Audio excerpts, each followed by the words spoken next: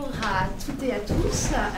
Merci beaucoup d'être venus aujourd'hui pour la restitution du premier bilan des émissions de gaz à effet de serre de Paris Musée. Donc aujourd'hui, nous avons l'équipe de WeAct qui est là. Donc WeAct, c'est la société qui a donc été désignée via une consultation et un marché public pour la réalisation de ce bilan de l'année 2022 et qui fera celui aussi de l'année 2025. Donc Johan Valmieri, Cassiopée André et Marie Gibaudan qui vont aujourd'hui donc vous faire cette restitution. Martin, je te laisse dire un mot. Comme le disait à l'instant Clémence, ils vont vous présenter le bilan 2022, mais à avoir en tête que donc le bilan 2025 arrive. Donc cette année, on va collecter les données pour l'année prochaine pouvoir faire le bilan. Donc l'idée de cet exercice, c'était de poser une première pierre, un jalon, pour avoir un premier bilan carbone, des premiers chiffres, et aussi se rendre compte de la difficulté de collecter toutes les données qui sont nécessaires à cet exercice et pouvoir se préparer pour 2025. Donc l'idée, c'est d'avoir tout ce qu'il faut pour être en ordre de bataille pour l'année prochaine, pour que ce soit plus simple et puis aussi plus précis et plus complet. Pour parler plus précisément du bilan carbone, c'est que le bilan carbone, c'est une obligation d'abord réglementaire. Donc on s'est plié à l'exercice, mais c'était aussi une volonté d'en faire quelque chose d'utile et donc qui nous serve d'élément de travail pour pouvoir aussi nous construire la politique de Paris Musée sur un peu vers quoi s'orienter et comment s'améliorer pour réduire à la fois notre impact carbone, mais plus généralement notre empreinte environnementale. Voilà. Et donc un grand merci en tout cas à toutes les personnes qui se sont investies dans la collecte de données parce que c'est pas du tout rigolo et c'est pas facile, donc voilà, merci beaucoup. Et je passe juste la parole 2 minutes à Thierry Renaudin, donc qu'on remercie aujourd'hui de nous accueillir à la maison de Victor Hugo. Bonjour à tous, non, simplement quelques mots pour vous remercier et remercier Clémence et la direction générale d'avoir voulu vous accueillir ici. Pourquoi? Puisque dès 2020, pendant les travaux de fermeture du musée, donc on a lancé un nouveau projet. Vous savez que notre grand projet, c'est l'accessibilité pour tous. Et en 2020, on a lancé le projet Évasion, qui est un anagramme, qui est le bien-être de l'ensemble des collaborateurs dans une démarche éco-responsable. Le projet est pratiquement terminé, il doit être écrit. Problème. Donc on a toute une démarche et c'est vrai qu'on était un petit peu les précurseurs et je remercie Clément d'avoir pensé à Maison de Victor Hugo sur ce point-là. Et j'excuse Gérard qui est en congé, qui a accepté et voulu naturellement participer à ce sujet. Merci Clémence. Et on vous donne la parole. Avec plaisir. Avec plaisir. Merci pour cette introduction et merci à la Maison de Victor Hugo de nous accueillir ici. On le disait au tout début à Clémence et puis à Monsieur le Secrétaire Général, probablement la palme du plus bel endroit dans lequel on a eu à restituer un travail de bilan carbone. Et puis, je suis pas complètement d'accord. C'est rigolo la collecte des données. Enfin, nous, en tout cas, on est content de voir la donnée arriver et de la transformer en ce que vous allez voir en résultat qui puisse parler à peu près à tout le monde. Donc là, ce qu'on vous propose, on a un créneau qui est assez confortable puisqu'on a 2 heures de réservé. C'est de commencer par mettre tout le monde au même niveau, faire un tout petit rappel sur le contexte climatique, ça va durer 5-10 minutes, pour vraiment qu'on comprenne pourquoi il y a cette obligation réglementaire qui s'impose aux établissements publics de plus de 250 ETP, et du coup pourquoi Paris Musée s'est engagé là-dedans, que ça ne sert pas complètement à rien. Ensuite, on va vous parler rapidement de la méthode qu'on a utilisée, la méthode bilan carbone, vous expliquer comment elle fonctionne et à quoi ça sert, et éventuellement à quoi ça ne sert pas, les limites que ça peut avoir. On va vous montrer le périmètre d'études. Alors, le périmètre d'études, on en avait fait un général Paris Musée, un pour les musées, un pour les réserves. Donc, on va vous montrer le fonctionnement d'un périmètre d'études pour que vous compreniez bien quelles émissions on a pu prendre en compte. Et puis, on va ensuite rentrer dans les résultats et c'est ce qui va nous occuper la plus grande partie du temps. Alors, vous allez voir, on a présenté les résultats d'abord par poste d'émission et ensuite par direction. Donc, on a des focus un peu différents. C'est les mêmes données, c'est les mêmes émissions de CO2 qui sont juste ventilées de manière différente. Et puis, on a quelques slides qui présentent aussi des résultats par musée qui pourront peut-être vous intéresser. Et donc, comme je disais, on a un créneau qui est assez confortable, donc n'hésitez pas à interrompre la présentation pour poser toutes les questions que vous avez. On aura le temps d'y répondre. Ça va à tout le monde ? Alors, pour commencer, pourquoi on s'embête à venir calculer du carbone de la tonne équivalence CO2 ? Pourquoi l'État a décidé d'imposer cette contrainte réglementaire qui ne pèse pas que sur les établissements publics, puisque ça s'impose aussi aux collectivités territoriales de plus de 50 000 habitants, également aux entreprises de plus de 500 salariés, et puis les entreprises cotées, même si elles font moins de 500 salariés. On a une situation aujourd'hui qui est un consensus scientifique, une situation de réchauffement climatique. Ce réchauffement climatique, il est dû à un effet qui s'appelle l'effet de serre, qui est complètement naturel, qui se déroule de manière naturelle et qui permet normalement d'avoir à la surface de la Terre une température de 15 degrés. Cet effet de serre, il est très simple à comprendre globalement. Il faut savoir que quand le soleil nous envoie de l'énergie sous forme de chaleur, ça se fait sous forme d'ultraviolets, et ces gaz à effet de serre qu'on retrouve dans l'atmosphère laissent très bien passer les ultraviolets. Vous voyez, quand le rayonnement solaire arrive vers la Terre, environ 30% c'est réfléchi ou absorbé par les nuages, et puis le reste traverse tout simplement et vient à la surface de la Terre. Les écosystèmes, les océans, les forêts, les bâtiments, quand ils absorbent de l'ultraviolet, ils le réémettent sous forme d'énergie et sous forme d'infrarouge cette fois-ci. Et les gaz à effet de serre, qui laissent très bien passer les ultraviolets à l'aller, laissent très mal passer les infrarouges au retour.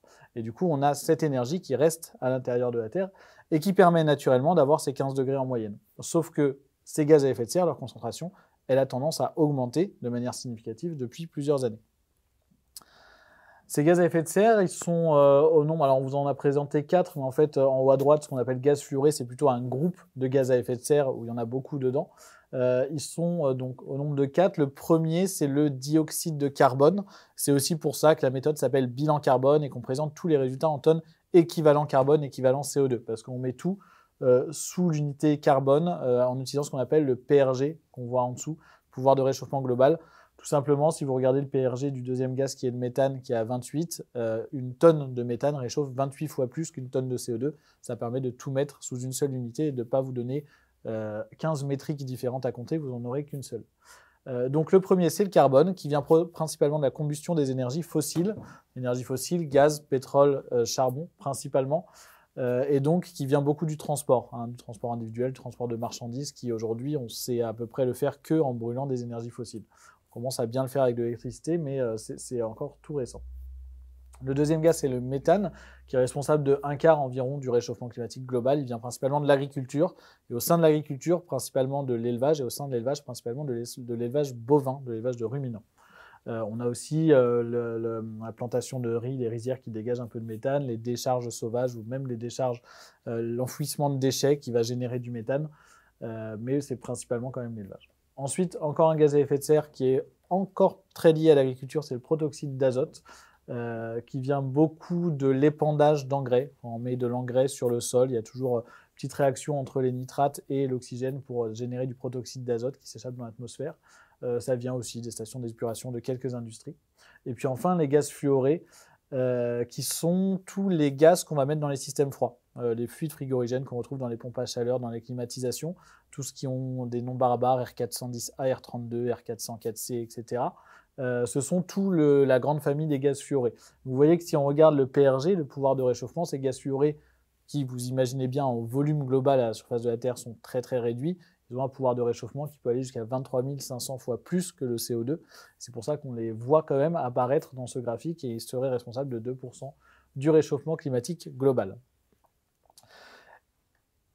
Et si on fait un lien maintenant avec la consommation d'énergie, qui depuis une dizaine d'années, donc une centaine d'années, a été multipliée par 10, on s'aperçoit que cette consommation d'énergie, ce qu'on voit sur ce graphique, c'est plusieurs choses. Première chose, c'est qu'aujourd'hui, la consommation d'énergie est à 85% fossile. 85% de la consommation d'énergie sur Terre, c'est de l'énergie fossile.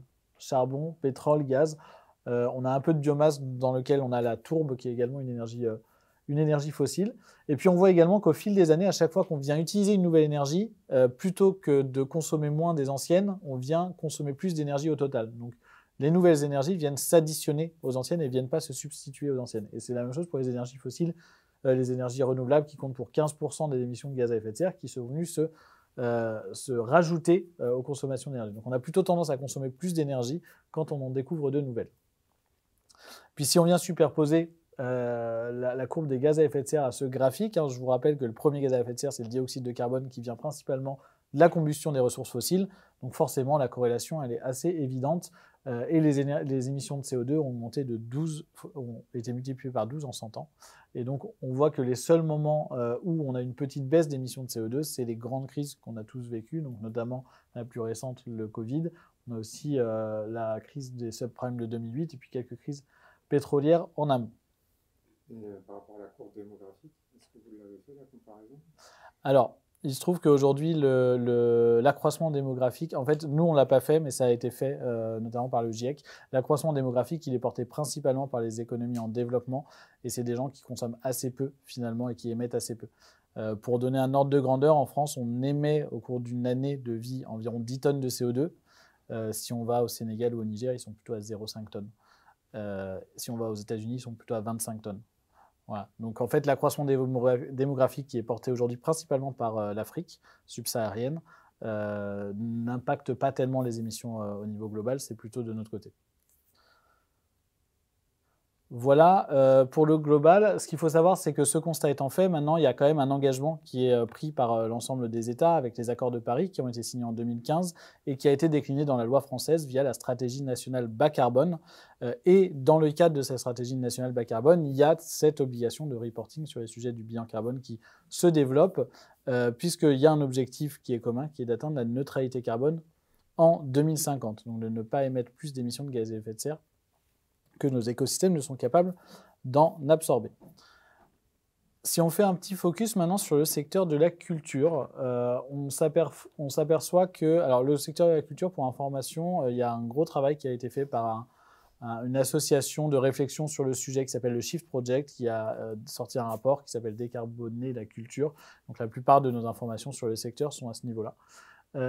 Donc on est à environ 2,3% du PIB, 4% du budget des ménages, et on s'aperçoit que globalement c'est 2% de l'empreinte carbone du pays, et c'est important de le noter hors déplacement visiteur.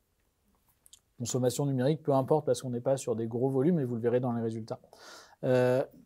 C'est 2%, mais hors déplacement visiteur. Et on va s'apercevoir dans les résultats que les déplacements visiteurs comptent pour une très très grosse part des émissions. Donc en fait, les musées et les structures muséographiques au sens large ont quand même un rôle à jouer, un impact sur les émissions de gaz à effet de serre à plusieurs titres, au titre de leur fonctionnement habituel, au titre de ces 2% d'émissions de gaz à effet de serre, mais au titre aussi du fait qu'ils vont venir rassembler et attirer des gens et donc entraîner des déplacements et peut-être aussi avoir un impact sur le sujet des déplacements des différents usagers. Et puis, on a un sujet qui est quand même intéressant, on essaiera de l'aborder cet après-midi dans les ateliers, c'est que vous avez effectivement une mission de diffusion de la culture, de diffusion du savoir, et donc vous attirez des gens pour venir visiter vos lieux.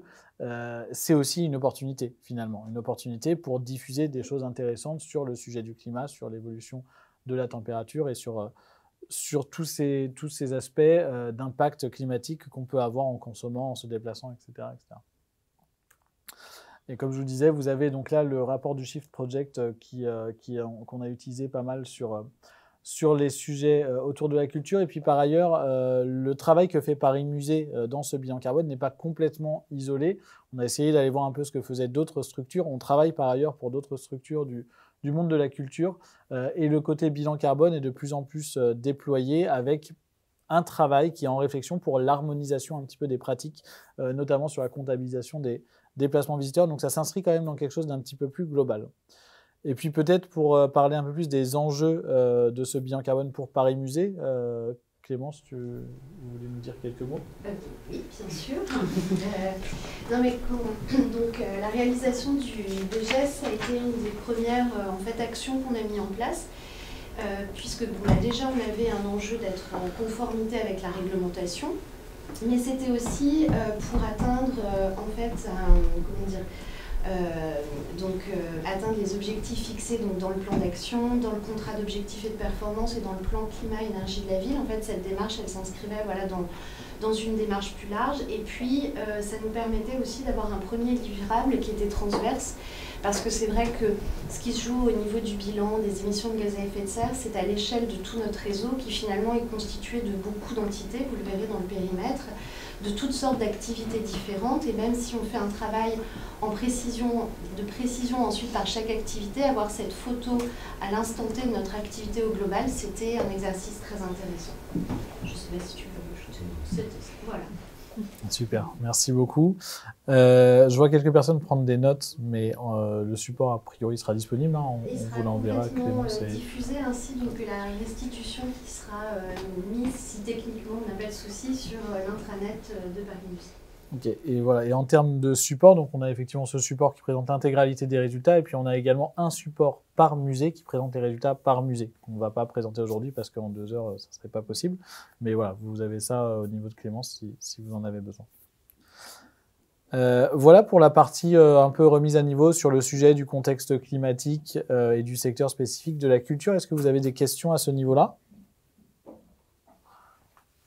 Parfait. Eh bien, Marie va nous dire quelques mots sur la méthode qu'on a utilisée pour réaliser le calcul, qui est la méthode bilan carbone. Tout à fait. Donc, la méthode bilan carbone, c'est une méthode qui a été coordonnée par l'ADEME et l'association Bilan Carbone depuis 2004.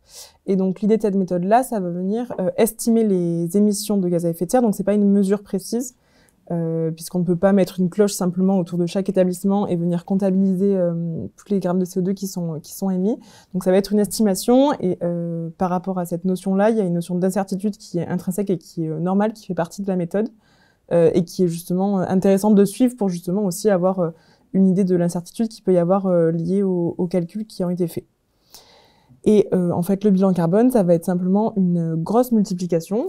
L'idée, c'est de prendre des données physiques que vous nous avez justement transmises, la fameuse collecte des données qui vous a tous peut-être un peu... qui vous a marqué, je pense, pour le dire en ces termes. Et donc, chaque donnée d'activité que vous nous avez communiquée, on va venir les multiplier à des facteurs d'émission. Donc, les facteurs d'émission, ça va être en fait des données qui vont être calculées par plusieurs acteurs, notamment... l'ADEME avec la base empreinte qui nous a beaucoup servi. Et l'idée, ça va être par exemple, si on prend des exemples de calcul qui sont juste en dessous, pour les émissions d'une voiture, on va avoir des émissions émises par kilomètre parcouru en voiture. Donc nous, on va... Oui. Peut-être, Marie, l'ADEME, ça parle peut-être pas à tout le monde, si vous pouvez rappeler ce que c'est. Oui, tout à fait.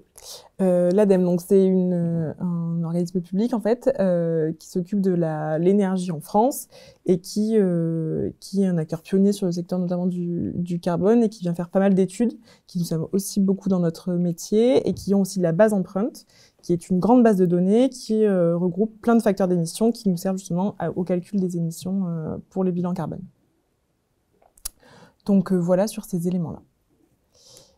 Et si on prend la slide juste après, donc le principe d'un bilan carbone, c'est de prendre un périmètre, donc avec les 3 scopes. D'abord les émissions directes, donc ce qui sort directement de Paris Musée et des établissements de Paris Musée.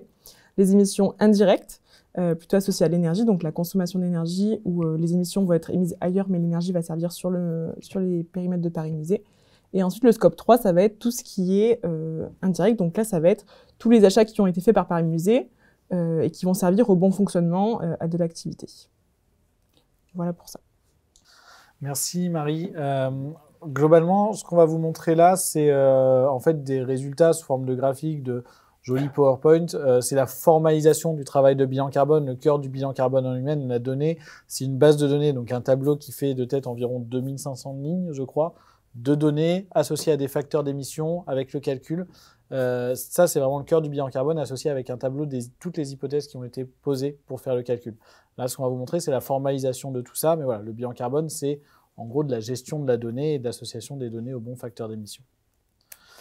Pour revenir sur le périmètre d'étude, donc le périmètre d'étude sur le bilan carbone de Paris Musée, il était exhaustif, puisqu'on a pris l'intégralité des structures gérées par Paris Musée, enfin qui sont dans l'organigramme, donc l'intégralité des musées, évidemment, qu'on a répertorié ici, les 5 réserves, les ateliers de musée et le siège. Donc tous les bâtiments et sites gérés par Paris Musée jusqu'à Haute-Ville-à-Housse, loin là-bas en mer en Manche.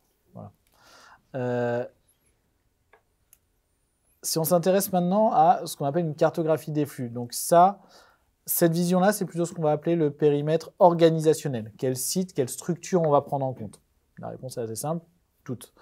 Il y a un deuxième périmètre qui est le périmètre temporel, c'est l'année 2022. Alors, on est en 2025, mais en fait, on a travaillé, en général, on travaille sur N+1 pour récupérer les données d'une année consolidée, puis ça s'est étendu un petit peu sur 2024. Donc, on a travaillé sur 2023 et 2024 sur les données 2022. Périmètre temporel, année 2022. Périmètre organisationnel, toutes les structures de Paris Musée. Et périmètre opérationnel, quelles émissions on va prendre en compte. Voici un exemple, je dis bien un exemple puisque là on est sur le périmètre opérationnel du siège de Paris Musée, mais globalement on a l'intégralité de ces postes-là, qui sont des postes de la méthode bilan carbone. C'est la méthode bilan carbone qui va définir ces postes-là, à l'exception d'un seul poste qui est le poste numérique, qui était un choix stratégique de le compter séparément pour pouvoir bien le faire apparaître, puisqu'il y a des travaux un peu transversaux sur le sujet du numérique. Globalement, il n'y a rien de très surprenant, peut-être.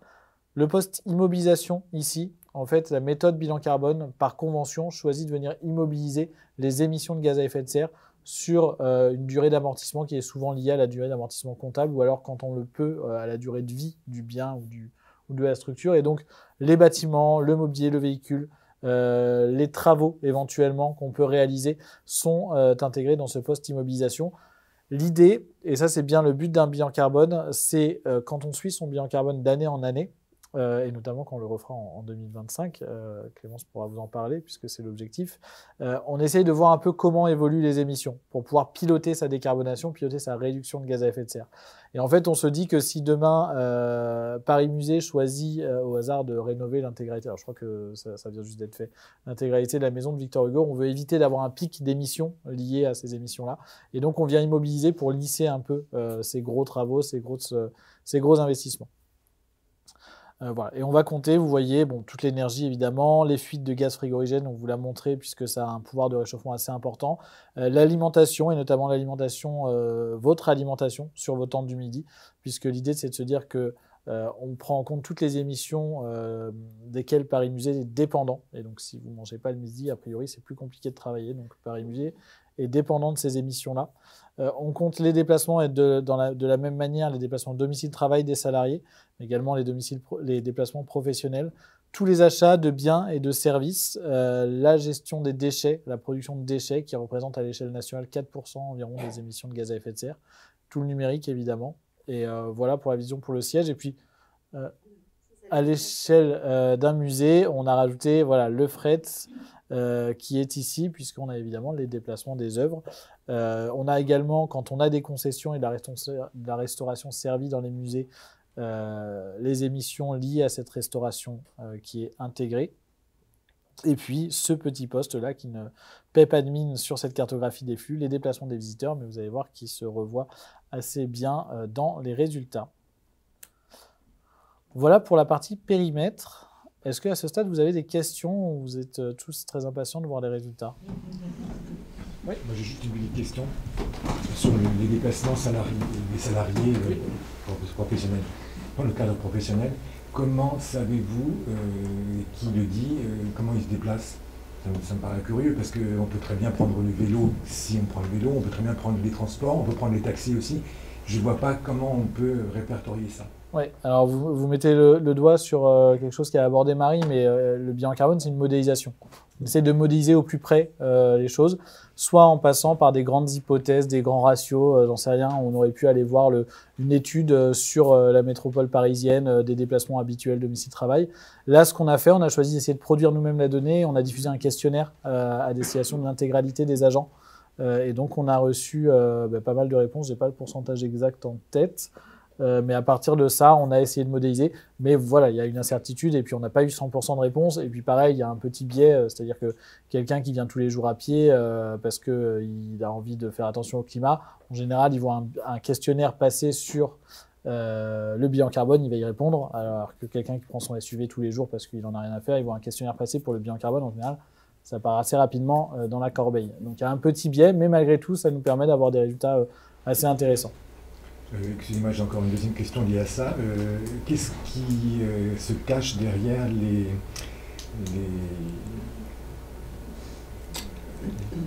ce qui appartient à Paris Musée comme en tant que véhicule? Je ne sais pas s'il y a une chose que vous pouvez m'expliquer. Je crois qu'il y a quelques véhicules que vous avez. Ouais, les ateliers ont des fourgonnettes. Oui, il y a les ateliers, il y a 2-3 musées qui ont des véhicules. C'est une petite flotte, mais je sais pas, je dirais 7-8 par là maximum. Oui, non, mais c'est sûr que par rapport à une entreprise de transport, c'est pas ça qui va apparaître en premier, clairement. Ok, et quelques mots du coup sur ce qu'on a fait jusqu'ici, où on en est. Donc globalement, 7 août 2023, on avait commencé effectivement à travailler sur le sujet. On a mené le travail, la réunion de lancement. Alors je ne sais pas si certains d'entre vous étaient présents à cette réunion de lancement, où on a refait en fait la partie sensibilisation aux enjeux climatiques, mais sur 1 heure complète. C'était beaucoup plus détaillé. Et puis on a présenté les outils de collecte. Ensuite, on a collecté de la donnée sur quasiment toute la fin 2024, avec une présentation des résultats intermédiaires le 5 septembre.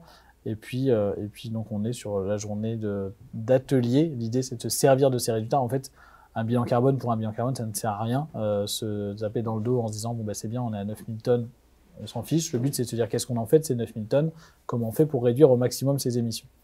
Et puis on avait sorti quelques informations, mais voilà, on a eu 28 heures de réunion avec beaucoup avec Clémence, je pense 90%, et puis quelques-unes avec les services, plus de 45 personnes dans la collecte. Et voilà, le nombre de lignes est ici, 2751 lignes de données sur le bilan carbone, et on a traité 89 fichiers.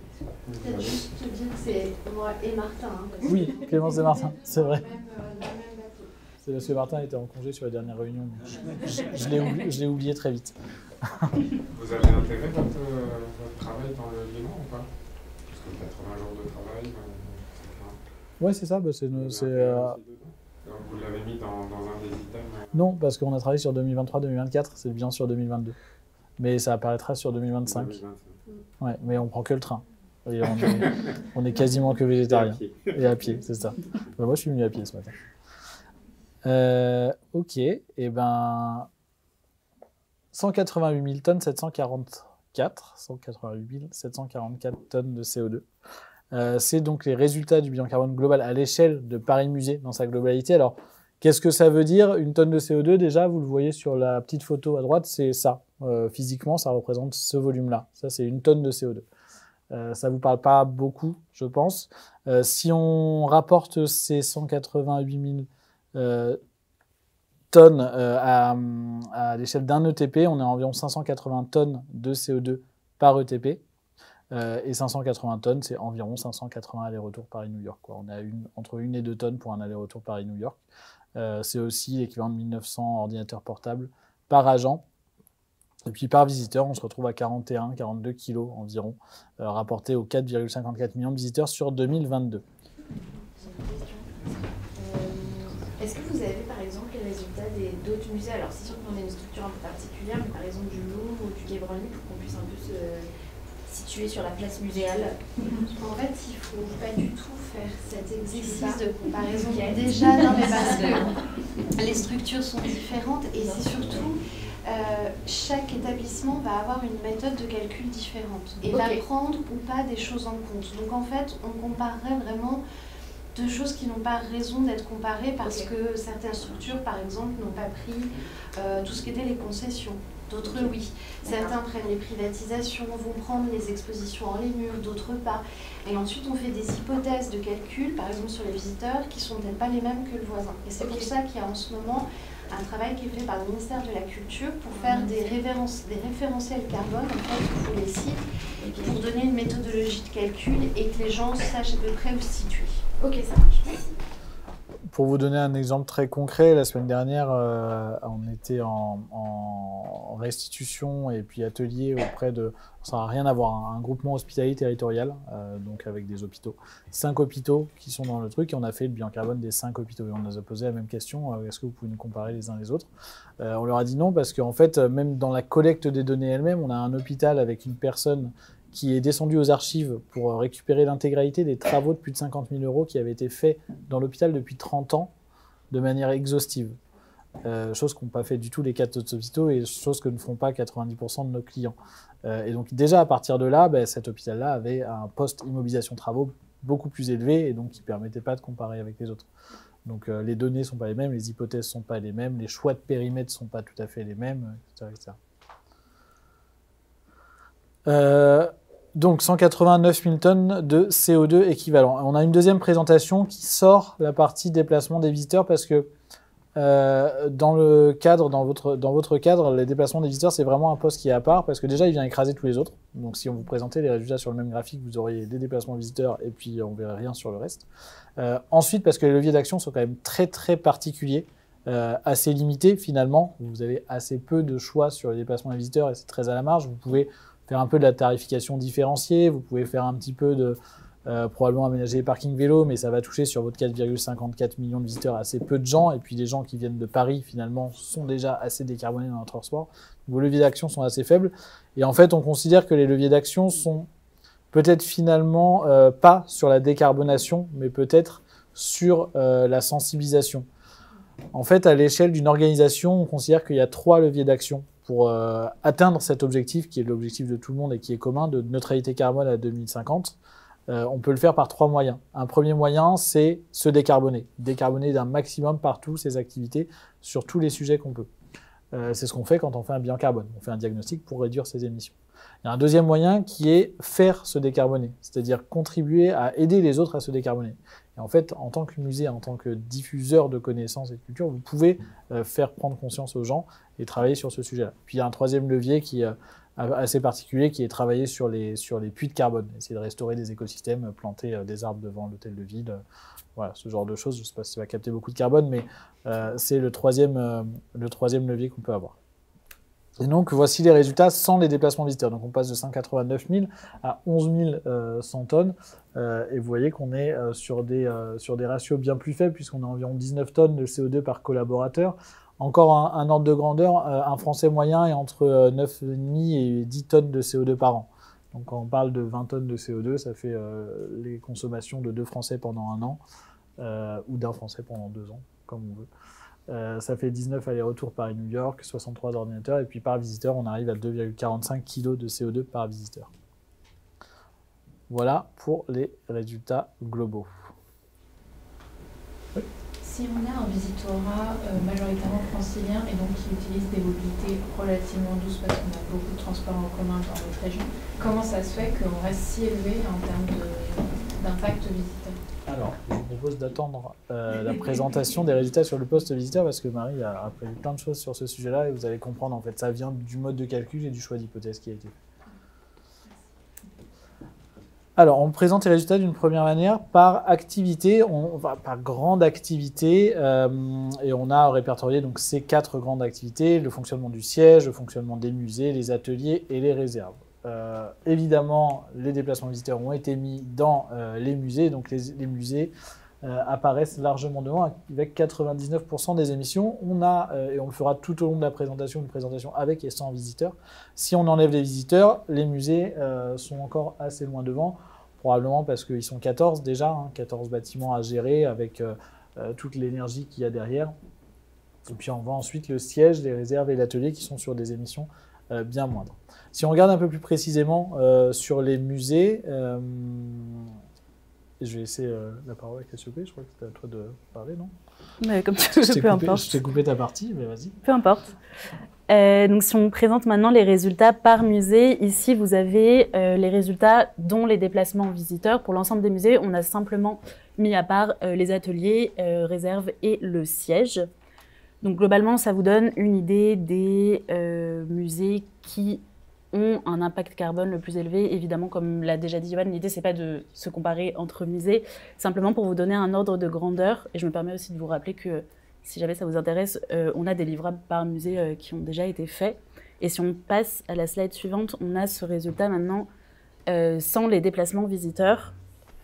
Donc, oui, c'est ça. On est à 9475 tonnes de CO2 émises sur l'ensemble des musées, hors toujours ateliers, réserves et sièges.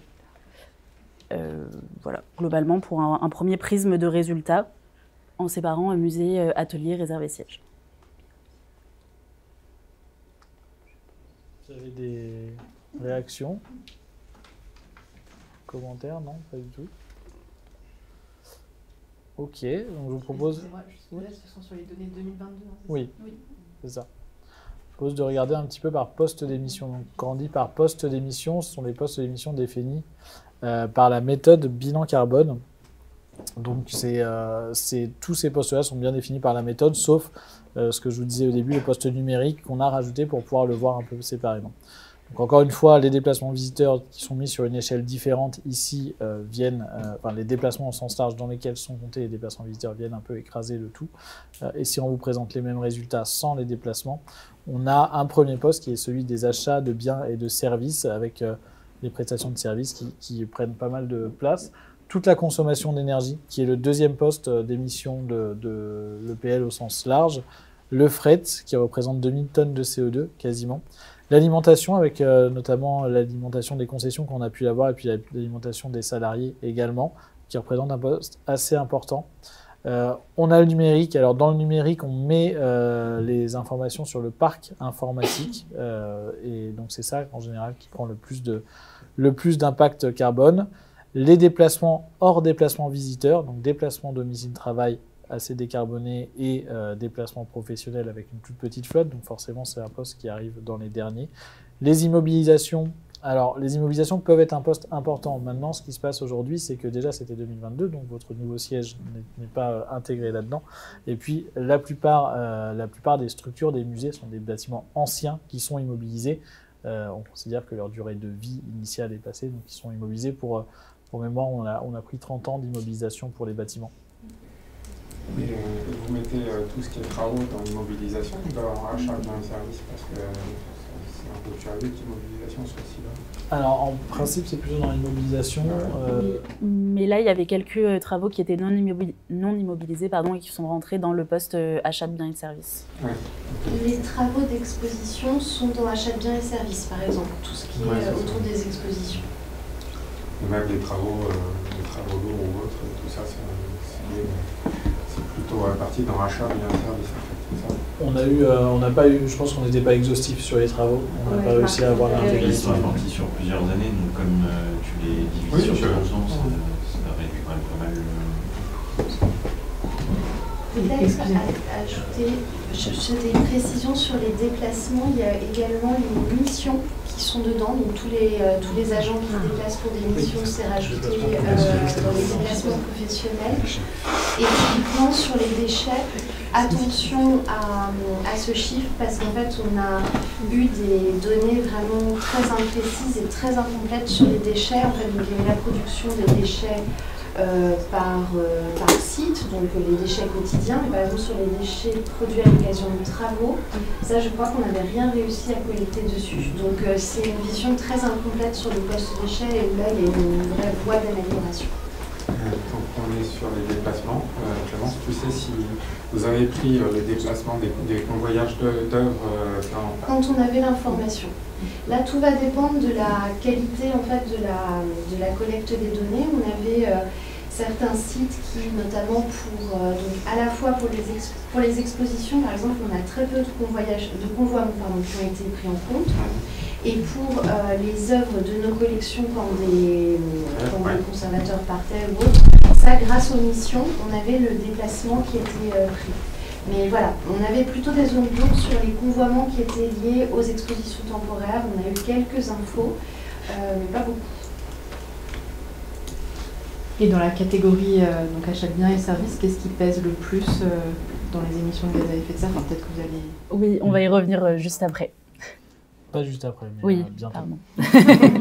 Mais là, pour l'instant, on va répondre à la question sur les déplacements visiteurs. Et, oui, on tout à fait. Prendre la main pour nous parler de ça.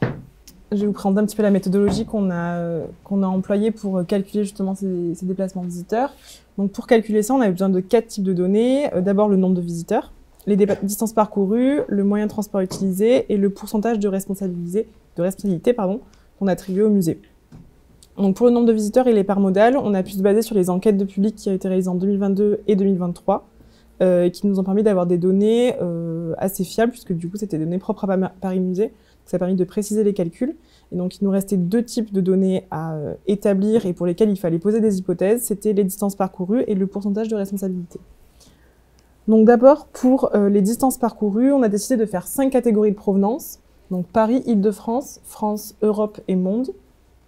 Pour les 2 premières, donc Paris et Île-de-France, on a posé des hypothèses avec des distances moyennes par rapport aux différentes études qu'on a pu consulter sur Paris, par l'INSEE notamment. On a donc utilisé ça. Et pour France, Europe et Monde, on a à chaque fois utilisé les 3 premières destinations de provenance, enfin origine de provenance des visiteurs, par l'enquête des publics de 2023. Donc ça nous a permis d'avoir des données qui soient assez justes et adaptées à chaque musée. Ensuite, pour les parts modales, on a décidé de scinder en fait les déplacements en 2. D'abord le déplacement depuis le lieu de résidence, donc sur Paris, donc où là on va prendre les parts modales de Paris qui sont liées à des enquêtes qui sont réalisées par la région et par la ville, où là donc c'est principalement des moyens de transport en commun.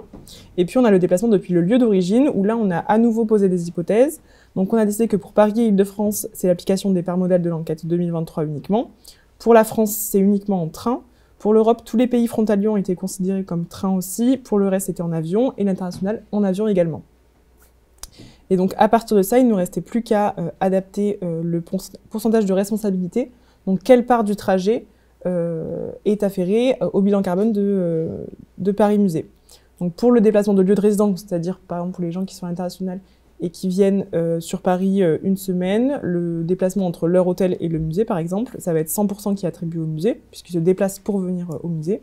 Et puis pour le déplacement depuis le lieu d'origine, donc le voyage global, on a repris nos catégories de provenance. Pour Paris et Île-de-France, on a dit que 100% du trajet était attribué au musée, puisque souvent la sortie est motivée par la visite du musée. Pour la France, on s'est basé à chaque fois sur des études sur les temps de voyage par rapport aux différentes destinations. Donc pour la France, on a dit que c'était 7,4% du trajet qui était attribué au musée. Et Europe et Monde, aussi par rapport à un calcul de temps, on a dit que 5% du trajet était attribué au musée. Donc pour donner un petit peu un exemple un peu plus concret, pour un visiteur qui vient des États-Unis pendant une semaine à Paris, qui visite le musée Carnavalet, la part du voyage qui est imputable au musée, c'est 4,1% du trajet réalisé. Donc voilà, je ne sais pas si ça vous paraît clair jusque-là sur les méthodologies employées. Maintenant, si on s'intéresse au vif du sujet, donc aux résultats, on a ce graphe qui paraît un peu compliqué, mais qui en réalité est assez simple, où en fait on voit le nombre de visiteurs avec les provenances à chaque fois par groupe de provenance que je viens de vous expliquer, et par-dessus la courbe des émissions. Donc on peut voir que ce qui est assez logique, les musées qui ont le plus de visiteurs ont aussi le plus d'émissions liées au déplacement visiteurs. Et on a des petits pics, notamment pour Catacombes, comme on peut voir. Et ça s'explique simplement par le fait qu'il y a beaucoup plus de voyageurs qui viennent d'Europe et monde hors Europe. Donc c'est-à-dire des voyageurs qui viennent en avion, et ce qui augmente pas mal les émissions. Pareil pour la crypte archéologique, qui proportionnellement a plus de voyageurs d'Europe et monde aussi hors Europe. Voilà pour ça. Peut-être 30 secondes le graphique, si regardez. Je ne sais pas si ça vous paraît clair, si vous comprenez les informations. Du coup, j'ai une petite question. Ces hypothèses, du coup, elles sont aussi sur d'autres bilans carbone, puisque du coup, là, c'est une hypothèse par les musées, mais c'est quelque chose qui est assez... Donc, c'est pas encore réglementé, mais pour poser ces hypothèses, on a d'abord fait un petit peu un benchmark, on va dire, et on s'est essayé de renseigner pour voir comment les autres musées et comment nous aussi, par rapport à d'autres missions, on avait comptabilisé les émissions visiteurs pour prendre les émissions au plus juste, et on a tranché de cette manière pour justement à la fois coupler des informations qui sont propres au musée, comme avec l'enquête des publics 2022 et 2023, et des hypothèses globales qui nous permettent d'avoir des résultats exploitables à la fin. Donc c'est pas globalisé, c'est pas quelque chose qui est normé en tout cas. Pour tout vous dire, au début, pour faire ces hypothèses-là, on s'est dit on va aller regarder ce qui se fait par ailleurs. Donc on a fait un petit benchmark. Clémence est allée rencontrer Clémence et Martin, on allait rencontrer leurs homologues dans les musées qui avaient déjà fait leur bilan carbone.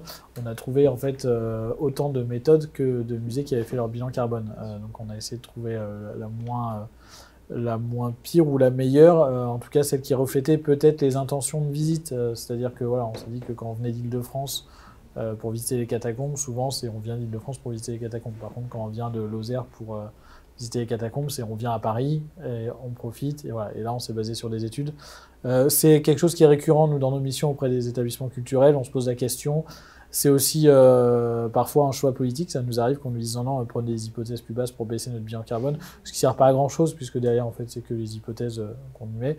Par contre, je crois savoir qu'il y a des travaux pour essayer d'harmoniser progressivement ces sujets-là Et probablement que dans les années à venir, on va avoir une méthode qui va être la même pour tout le monde, quoi.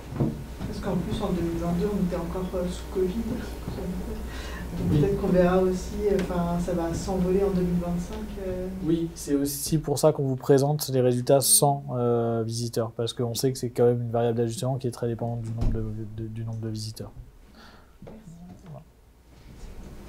Qu'est-ce qui explique la grande différence entre le Petit Palais et le Carnavalet, alors que ça ressemble, je trouve que visuellement, on est un peu sur le même nombre de visiteurs, un peu les mêmes parts, et on est quasiment moitié moins en consommation. Est-ce qu'il y a Alors, je pense que, alors du coup, je vois pas les chiffres exacts, mais on voit quand même que les visiteurs internationaux sont plus importants sur Carnavalet. Non, les visiteurs en Europe sont plus importants sur le Petit Palais. Ça doit venir de ça, globalement. Et aussi, au sein des visiteurs d'Europe, on n'a pas fait apparaître la différence, mais il y a les pays frontaliers où là, c'est en train, alors que les pays non frontaliers sont en avion. Et donc, on n'a pas la différence, mais je pense que ça s'applique aussi par ça.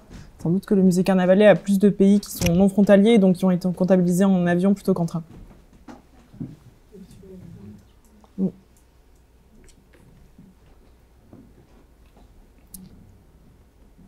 Voilà pour ça, peut-être. On poursuit. D'autres slides sur les déplacements visiteurs qui précisent un petit peu les résultats. Là, on voit l'empreinte carbone par provenance de visiteurs, donc sans surprise, on retrouve les éléments que je viens de vous présenter, où on voit que les étrangers hors Europe, donc les trajets qui sont faits en avion, représentent une très large partie des émissions, 79%. On a ensuite les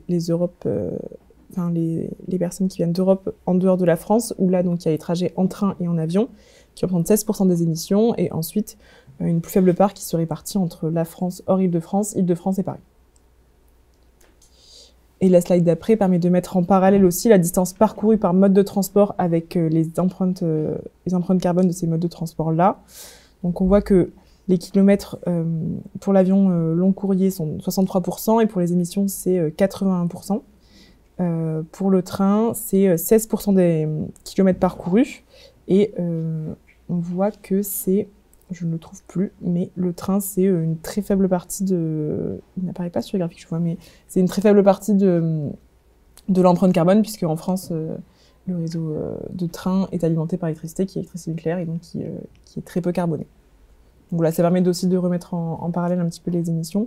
Et on a juste après un graphique qui permet de revoir un petit peu le poids carbone par type de transport, donc avec l'avion qui est en premier, avec 1 km par passager. On a ensuite la voiture, où là, c'est pas calculé par passager, mais par véhicule, donc c'est ce qui explique aussi que ce soit aussi proche avec l'avion. Et puis ensuite, on a les 2 roues, bus, voiture électrique, 2 roues électriques, et puis on voit que le TGV est vraiment juste à côté de mode transport doux à pied. Avec une petite différence entre train de proximité qui correspond au TER principalement et TGV, parce qu'aujourd'hui on a encore quelques TER qui roulent au diesel, et donc ça fait augmenter un petit peu la moyenne. On va maintenant enchaîner avec le fret. S'il n'y a pas de questions sur les déplacements visiteurs, on enchaîne avec le poste fret. Donc pour le fret, là on voit une part d'émission globale qui reprend un petit peu les différents modes de transport qui sont utilisés. Donc on voit que c'est majoritairement dominé par le transport routier à 70% et le transport aérien à 30%. Il y a un tout petit peu de transport maritime qui correspond à la restauration d'œuvres pour le musée Hauteville House. Donc c'est vraiment une très faible partie. La slide suivante, elle reprend les émissions par type de fret. Donc on a recensé quelques types. Les expositions temporaires dans les musées, le prêt d'œuvres, le transport de fonds, les expositions itinérantes, la restauration d'œuvres et le déplacement d'œuvres. Donc on voit que les émissions, elles se concentrent majoritairement dans les expositions temporaires dans les musées. Et encore une fois, ça a déjà été évoqué, mais pour ce poste-là, les données qui ont été récoltées ont été quand même assez incomplètes et parfois traitées avec des ratios monétaires, donc c'est-à-dire qu'on avait le montant total qui avait été dépensé pour réaliser le transport, mais ni la distance parcourue, ni le poids qui avait été transporté, et ce qui joue quand même pas mal sur les émissions liées au transport. Tout au long de la présentation, on met des petits encarts sur les endroits où potentiellement il y a des points d'amélioration sur le prochain bilan carbone, et donc il ne faut pas le prendre personnellement, c'est vraiment juste l'idée d'identifier les points sur lesquels on pourrait potentiellement faire mieux, Et c'est vrai que sur le fret, on a beaucoup utilisé de données monétaires, alors que, en principe, le fret, c'est quand même des kilomètres ou des litres de fuel ou quelque chose comme ça qui nous permet de calculer des choses un peu plus exactes. On a pu sur... il y a certains musées qui allaient, dans la collecte des données, étaient très précis, notamment sur les mouvements d'œuvre, dans le cas de prêt, de restauration. Donc ça, on avait pu, pour eux, avoir des données assez précises, mais c'était la partie exposition temporaire qui faisait défaut, en fait, pour vraiment avoir voilà, autre chose que des ratios monétaires. Donc ça, on espère y travailler pour 2025. Mais comme il y a toute une démarche de calcul, alors pas pour toutes les expositions, mais pour certaines expositions, on arrive à s'améliorer, en tout cas sur ce sujet-là, et normalement pour la collecte à venir, voilà, on pourrait être plus précis sur cette partie. Si on rentre un petit peu dans le vif du sujet, sinon on a donc pour les expositions temporaires qui sont présentées ici, donc encore une fois ça se répartit entre le transport routier et le transport aérien.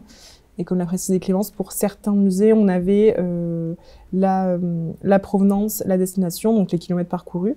Le poids, c'était aussi parfois présent. Et donc on voit que c'est quand même ce poste-là qui prend une grosse partie, puisque les expositions temporaires, c'est 97% des émissions du fret en tout. Ensuite, on a le transport pour le prêt d'œuvre. Donc là, pareil, entre transport routier et transport aérien. Là, c'est seulement 2% des émissions totales générées par ce poste, mais comme l'a dit Clémence, il y avait quand même pas mal de manque de données, donc ce sera affiné sur le prochain exercice. Et pour finir sur ce poste du fret, on a encore mis des ordres de grandeur pour se repérer un petit peu. On a donc l'avion passager long courrier qui a été pas mal utilisé, on l'a vu, le camion pour le transport routier et le transport maritime de conteneurs aussi qui a été utilisé. Voilà pour le poste fret. Est-ce que vous avez des questions? Là, on arrive à l'heure de présentation. On commence à vous avoir assommé un peu tous. Et ben, je vous propose de passer sur les déchets. Oui. Alors, pour les déchets, premièrement, comme le disait Clémence, les données qu'on a récoltées pour les déchets sont assez incomplètes. J'y reviendrai plus tard. Mais pour les résultats qu'on a réussi à avoir, on a 44 tonnes de CO2 équivalent qui sont imputés aux déchets. Sur ces 44 tonnes, on a 35% qui correspondent au traitement des déchets recyclables. Simplement un petit point, quand on parle de tonnes de CO2 émises par rapport aux déchets, on parle en fait globalement de l'énergie qui a servi à déplacer ces déchets jusqu'au point de traitement et du traitement en soi de ces déchets, donc globalement de l'incinération, de l'enfouissement, etc. Je disais qu'on a 35% qui correspondent aux déchets recyclables. On a 31% qui correspondent aux déchets mélangés pour lesquels on n'a pas pu faire globalement la distinction entre ordures ménagères, déchets recyclables, etc. On a aussi pris en compte les eaux usées qui comptent à 25% de ce poste de déchets. Globalement, pour les eaux usées, on vient simplement faire l'hypothèse que l'eau consommée sur l'année pour un musée, par exemple, correspond au final à l'eau qui va être usée. 9% des ordures correspondent aux ordures ménagères. C'est assez peu, mais il ne faut pas oublier que dans déchets mélangés, on a aussi une partie qui correspond à de l'ordure ménagère. Et finalement, on a moins de 1% des émissions de déchets qui correspondent aux déchets spéciaux. En fait, ça correspond à des données qu'on a eues pour le musée de la Libération. C'était des déchets liés à des encombrants. Donc pour ces données-là, on avait simplement eu des données monétaires, donc des kilos-euros dépensés, auxquels on est venu attribuer un facteur d'émission. Et donc, comme je le disais simplement au début de ce poste, les données qu'on a eues sont assez lacunaires, on va dire, notamment pour les ordures ménagères et les déchets recyclables. Il nous manque des données pour pas mal de sites, donc soit des musées ou des réserves, ce qui fait que ce poste pèse assez peu aujourd'hui dans le bilan carbone, mais c'est surtout dû au fait tout simplement manque de données. Donc à garder en tête. Est-ce que vous avez des questions pour les déchets ? Et donc, on va enfin passer aux achats pour répondre à la question sur les achats. Donc, les achats de biens et de services, c'est un poste qui est, on va dire, un petit peu fourre-tout globalement, qui représente l'ensemble des biens et des prestations de services qui ont été achetés pour l'ensemble des sites sur l'année 2022. Ça représente 5300 tonnes de CO2 équivalent. C'est 3% des émissions totales de Paris Musée. Si on enlève les déplacements visiteurs, on est à 48% des émissions totales de Paris Musée. Parmi ces achats de biens et de services, ce qui va peser le plus lourd, ce sont les prestations de services à 79%. Au sein de ces prestations de services en particulier, on a près de la moitié qui correspond à de l'impression, à de la publicité, etc., ou de la communication, des prestations de services liées à ces domaines-là. Ensuite, on a des catégories d'achats, on va dire, de biens palpables. Pour ces données-là, pareil, on a eu des données qui parfois peuvent être un petit peu imprécises. C'est souvent le cas, pour être tout à fait honnête, pour les achats. C'est compliqué d'avoir des données physiques parce qu'on parle des volumes énormes, tout simplement, de volumes énormes de matériel acheté. Donc là, dans ce qu'on a pu séparer, on a 2% qui correspondent à du petit consommable, et c'est tout simplement les cartouches d'encre que vous venez mettre, par exemple, dans vos imprimantes, et 1% qui correspond à du papier.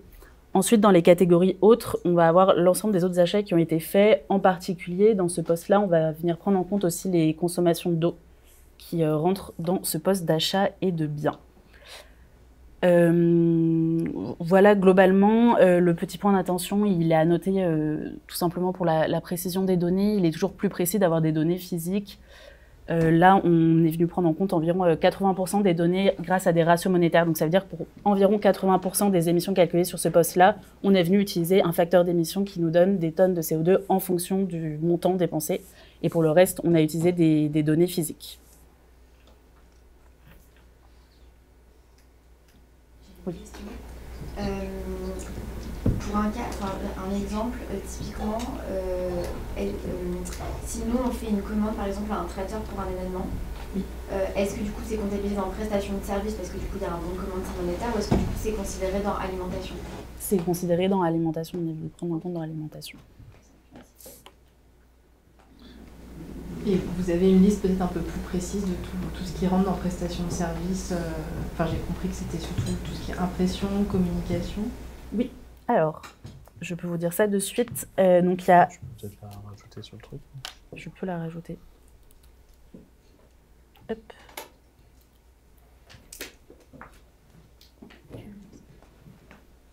Ça arrive. On a une slide en plus qui n'était pas dans le doc, mais on va la rajouter pour vous la montrer. Ça je peux commencer à parler. Oui. En attendant que la slide arrive, globalement, on a, comme je disais, 50%, voilà, 50% des émissions liées aux prestations de services qui sont dues à de l'imprimerie, de la publicité, etc. Après, on a 30%, environ un tiers, qui correspond à de la réparation et de l'installation de machines et d'équipements. Ensuite, on a quelques services informatiques, de l'édition, de la recherche et développement, et tout ce qui est frais liés aux assurances, frais bancaires, etc. Et ensuite, on a une toute petite partie qui représentait de l'hébergement. On avait quelques prestations de services de coursier et quelques autres frais de maintenance.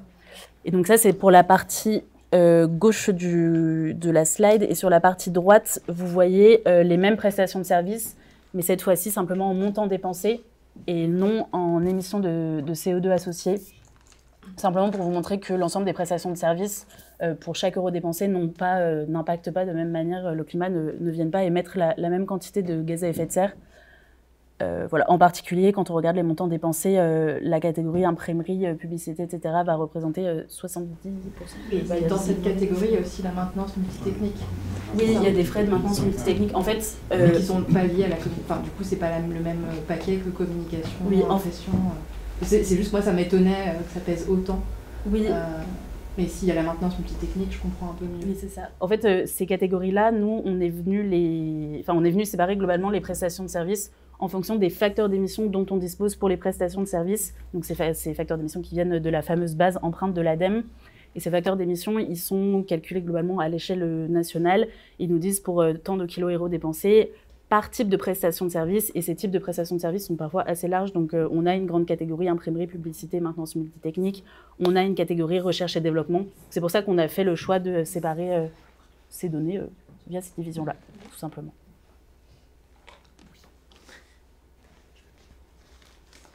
Voilà pour les achats. Et je vous propose de passer à l'énergie pour terminer sur les postes d'émission. Donc pour l'énergie, ce poste-là, il va tout simplement venir prendre en compte l'ensemble des émissions de GES liées à la combustion de carburant, à l'utilisation d'électricité, et à l'utilisation d'autres combustibles fossiles. On est à 2237 tonnes de CO2 équivalent émis pour l'ensemble de Paris Musée. Ça représente 1% des émissions totales de Paris Musée.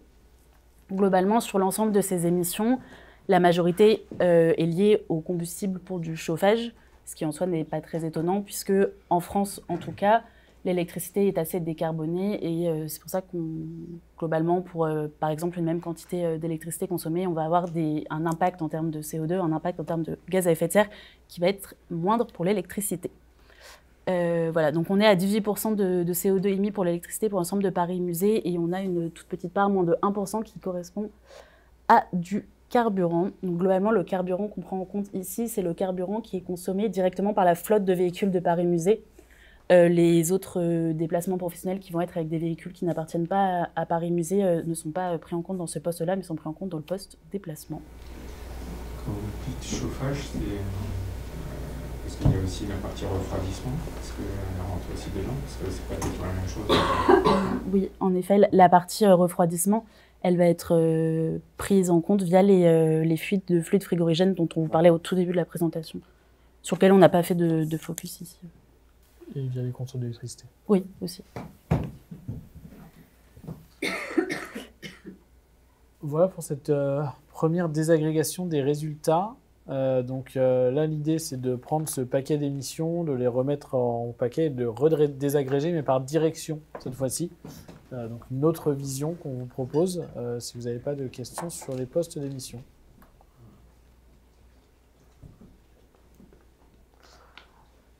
Donc, voici la répartition. Alors,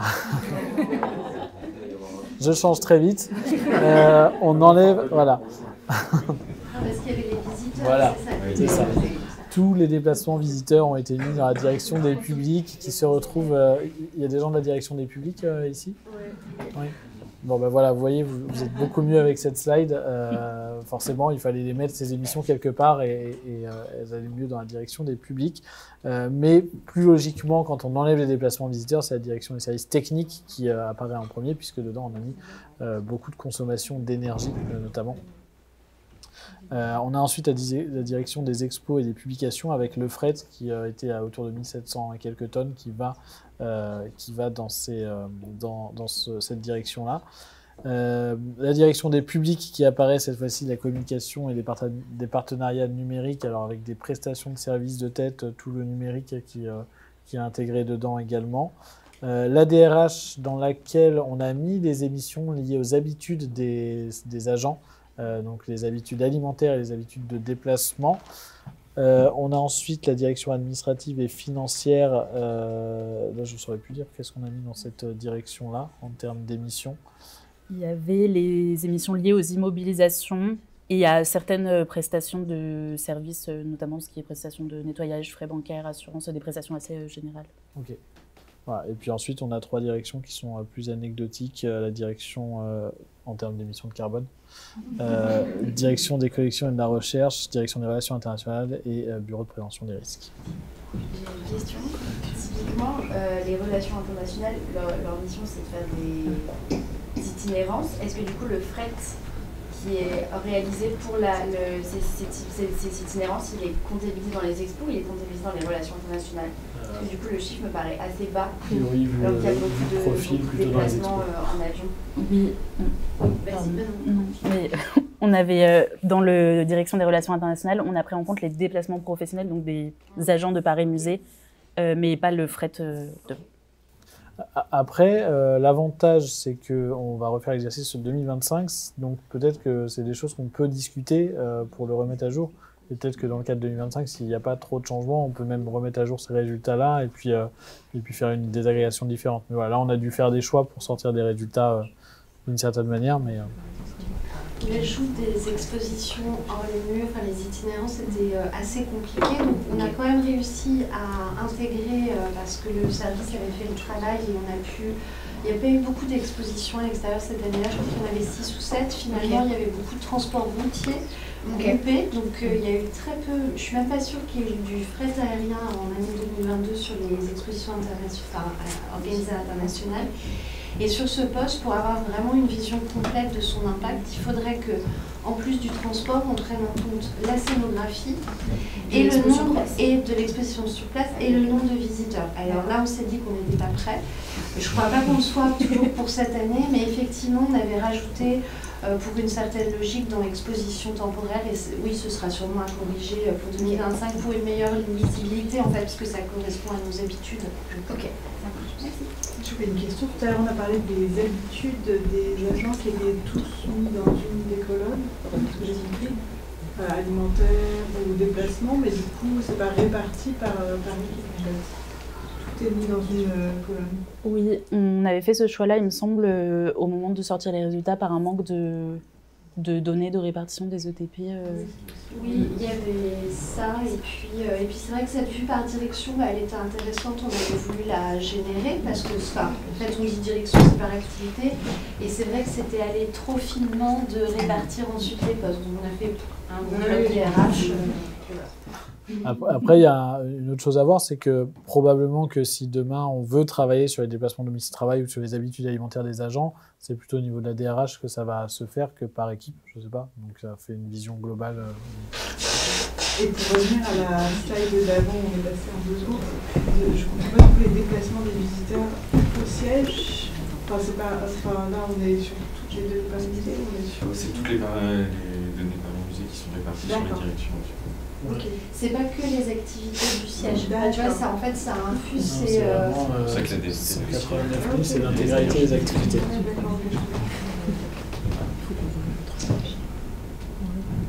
C'est aussi lié à la collecte des données. On devait rattacher une direction et il y avait beaucoup de données financières qui en fait étaient émises par les directions.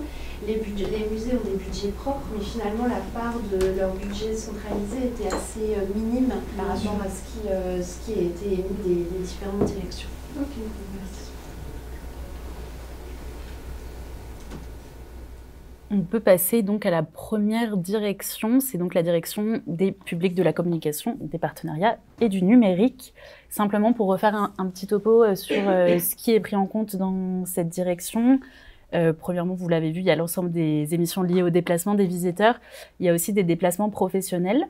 Pour l'alimentation, il y a les achats d'aliments pour les comptoirs de vente, par exemple pour Rose Bakery. Pour les concessions, pardon.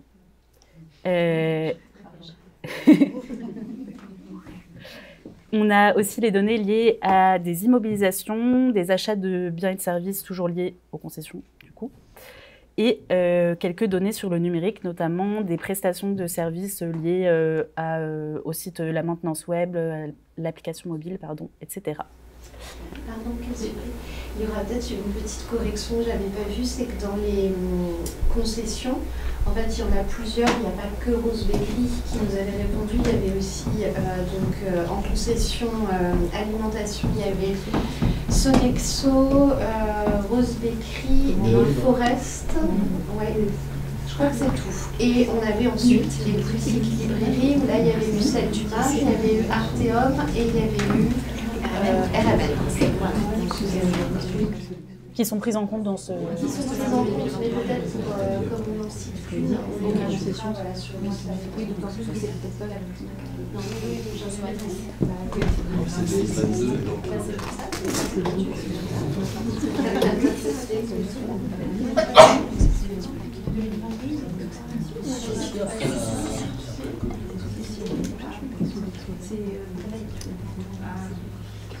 Et donc, pour cette direction-là, voilà une présentation des résultats de la direction par poste d'émission. Sans grande surprise, comme d'habitude, les déplacements des visiteurs viennent écraser l'ensemble des autres postes. Si on met ces déplacements de visiteurs-là de côté, ce sont les achats de biens et de services qui vont peser le plus avec 1592 tonnes de CO2 équivalent. Et ensuite, on a, de manière plus anecdotique, le numérique, l'alimentation, puis les immobilisations. Excusez-moi, pour le numérique, vous avez compté quoi? On a une slide plus détaillée juste après. Enfin, non, 3 slides. Donc pour les déplacements, on a globalement l'ensemble du poste déplacement qui est imputé au déplacement visiteur et une petite partie qui est imputée au déplacement professionnel. Pour les déplacements professionnels, c'est notamment des déplacements professionnels attribués au Musée d'Art Moderne ici pour les concessions et les comptoirs de vente et aussi attribués au siège des déplacements notamment en avion et en TGV.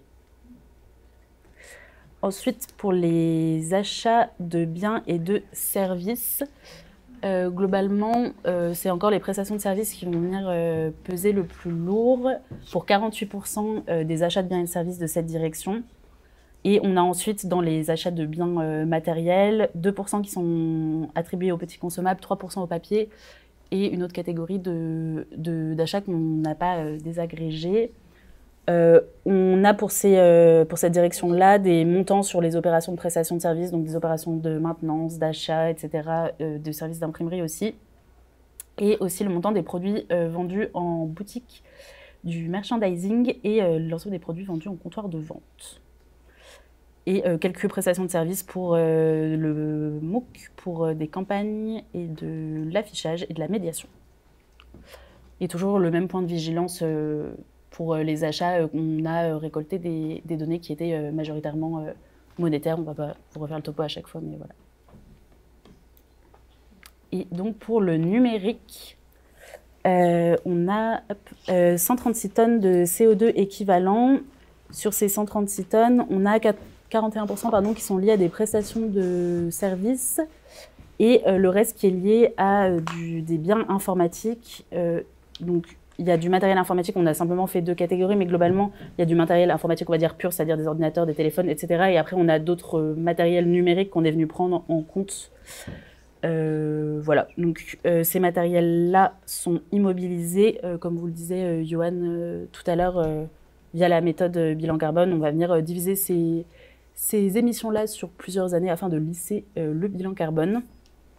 Et même point de vigilance aussi pour le numérique, on a pas mal de données qui sont basées sur des ratios monétaires et qui présentent donc un taux d'incertitude assez élevé.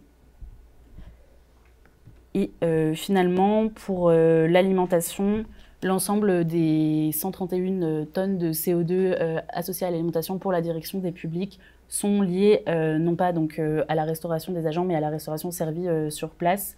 Et pour ça, on avait les achats d'alimentation pour les concessions, pardon, je vais y arriver, des musées, notamment Petit Palais et Maison de Balzac. Et pour ces données-là, on avait des données assez précises, puisqu'on avait des quantités achetées, donc des quantités physiques, notamment des poids ou des volumes achetés par type de produit. Il faudrait qu'on rajoute, c'est là où on avait un petit peu plus des concessions. Okay. Juste qu'on mette la liste exhaustive de celles qu'on avait, comme ça, ça... Ouais. Ce serait super. C'est sur les deux. Vous avez utilisé la valeur serveur informatique de la ville dans le calcul? Je sais plus comment. Les serveurs de la ville, le stockage. Je crois que Véronique nous avait fourni, Véronique Fabre, des données sur l'hébergement. Enfin, on lui a fait passer elle nous a donné des chiffres. Ah oui, ici, avec les unités dont j'avais jamais entendu parler. Les chiffres effectivement de... Oui, ça me parle que vous avez toute une partie de vos serveurs qui sont hébergés, enfin de vos données qui sont hébergées par la ville, et je crois qu'on avait pris des terras stockés qu'on avait estimés. Ça me parle en tout cas. Je suis désolé si on ne se rappelle pas exactement bien de toutes les données qu'on a traitées, mais ouais, je pense que ça me dit quelque chose. On peut passer à la direction des services techniques, si ça vous va. Donc pour cette direction-là, majoritairement, ça a déjà été dit, mais ça a été toute l'énergie des bâtiments et des musées qui a été comptabilisée, donc qui représente une grosse partie. Pour les achats de biens et services, c'est les prestations de services pour la maintenance des bâtiments notamment, qui représentent aussi une grosse partie. Et puis ensuite, on a aussi les immobilisations qui sont propres à cette direction-là, donc du mobilier ou des travaux qui ont été réalisés. Le numérique aussi, pareil, propre à cette direction-là, et les déplacements professionnels qui ont été réalisés dans cette direction. Donc, si on reprend le graphique, ça correspond à ce que je viens de dire. Donc, on a d'abord l'énergie, qui représente 57% du total des émissions de cette direction-là, puisque c'est toutes les énergies pour tous les musées. On a ensuite les achats de biens et services qui correspondent à tout ce qui est maintenance et prestations de services, et puis le numérique en plus faible partie. On a ensuite les émissions, les déchets, les déplacements, mais qui sont assez anecdotiques. Pour l'énergie, si on rentre un petit peu dans le vif du sujet, on a d'abord le réseau de chaleur qui représente 67% des émissions de ce poste-là, donc sur les 2229 tonnes de ce poste-là pour cette direction-là. On a ensuite l'électricité à 18%, la fraîcheur de Paris 3% et le gaz naturel à 12% sur ces données-là. Donc pour l'énergie, on a eu des données qui sont assez précises puisque c'est des données physiques qui ont pu assez facilement collecter. On peut passer ensuite aux achats. Donc là aussi, le deuxième poste important de cette direction, qui représente 40% des émissions totales de la direction. On a donc 1589 tonnes de CO2, avec en grande majorité à 95% des prestations de services. Donc là, comme je l'ai déjà dit, c'est des montants de travaux et d'opérations de maintenance pour tous les musées, l'alimentation en eau potable également. On a des frais de service, donc de gardiennage et entretien espace vert aussi pas mal. Et puis l'achat de petites fournitures pour les bureaux. Donc là aussi, c'est un poste achat, on en a déjà parlé, beaucoup de ratios monétaires pour ces éléments-là. Et ensuite, le dernier poste pour cette direction qu'on a détaillé, c'est le poste du numérique. Donc là, c'est plus anecdotique par rapport aux deux premiers. C'est 2% des émissions de la direction, 96 tonnes. Et on a majoritairement des appareils, donc achetés, et puis des prestations informatiques, notamment l'acquisition de mémoire et la configuration d'appareils. Voilà pour cette direction-là. On passe à la direction des expositions et des publications. Et c'est moi. Alors, pour cette direction, on est à environ 3200 tonnes d'émissions de CO2 équivalent. Dedans, on prend les immobilisations de mobilier, d'électroménager. En achat de biens et services, on a des petits travaux pour des expositions temporaires, ce qu'on a réussi à obtenir, en tout cas. Quelques autres prestations de services, notamment liées à de l'événementiel, des prestations de photogravure. On a le transport routier et aérien pour le prêt d'œuvres et les expositions temporaires, enfin principalement pour les expositions temporaires, les déplacements professionnels liés à cette direction et un petit peu d'émissions liées au numérique, notamment des prestations de graphisme et du matériel informatique, encore une fois. Si on regarde un petit peu plus en détail, le premier poste, c'est le fret, qui apparaissait déjà comme un poste important quand on avait la présentation globale par poste d'émission. Suivent ensuite les achats de biens et de services à 42%. Puis ensuite, on a trois postes plus anecdotiques, les immobilisations, le numérique et les déplacements. Et si on va regarder un peu plus en détail les émissions liées au fret, on avait vu un petit peu la répartition dans la présentation par poste. On a 30% des émissions qui sont liées au transport aérien qui ne représentent pas forcément la majorité du transport, mais qui apparaît assez fortement sur le sujet puisque le transport aérien est particulièrement carboné. Et puis 70% restants sont sur le transport routier. On a également un tout petit peu de transport maritime. Donc, toujours la même chose, hein, sur le fret, on a eu beaucoup de ratios monétaires, donc il y a pas mal de choses qui ont été traitées en euros.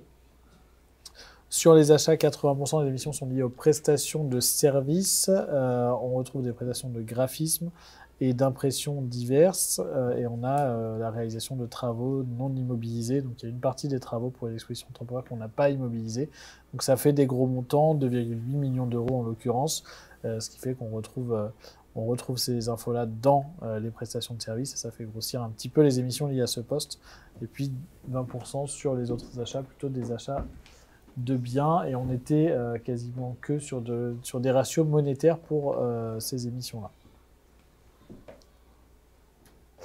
Et puis enfin, le dernier poste présenté, c'est le poste des immobilisations avec des immobilisations d'électroménager et de mobilier et quelques machines issues de l'atelier d'Ivry qui représentent 83% des émissions. Et encore une fois, on a eu principalement des ratios monétaires pour la gestion. Et puis on vous a donné, là, je crois que c'est la première fois qu'on voit un peu ces infos-là, mais les durées d'amortissement qu'on peut utiliser. Donc pour le mobilier, plutôt 10 ans, pour l'électroménager, 3 ans. Voilà, on a tout un panel de durées d'amortissement qu'on discute aussi avec vous, votre manière d'amortir comptablement.